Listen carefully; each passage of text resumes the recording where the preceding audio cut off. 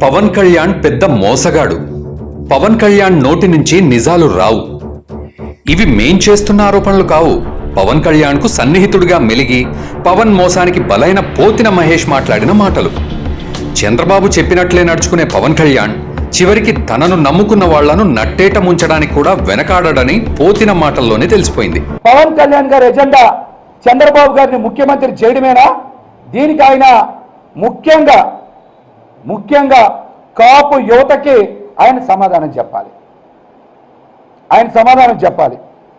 ఎందుకు ఆయన జన సైనికులను కానీ కాపు యువతను కానీ వేరే మహిళలను కానీ తెలుగుదేశం పార్టీ జెండా మోసే కూలీలుగా తయారు చేసి దానికి త్యాగం అనే పేరు ఎందుకు పెడతా ఉన్నారో ఆయన సమాధానం చెప్పాలి. ఇక తాజాగా పవన్ మరొకసారి మోసం చేశాడు.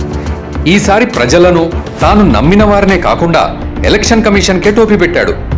తాను సినిమాల్లో నటించినందుకు గాను తీసుకున్న పారితోషికాలను కూడా అప్పులుగా చేబదులుగా చూపించాడు.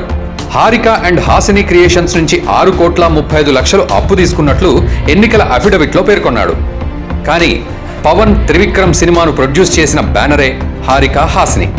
ఇక ఎంవీఆర్ఎస్ ప్రసాద్ అనే వ్యక్తి నుంచి 3,50,00,000 అప్పు తీసుకున్నట్లు పేర్కొన్నారు. ఆయన ఒక సినిమా ఫైనాన్షియర్.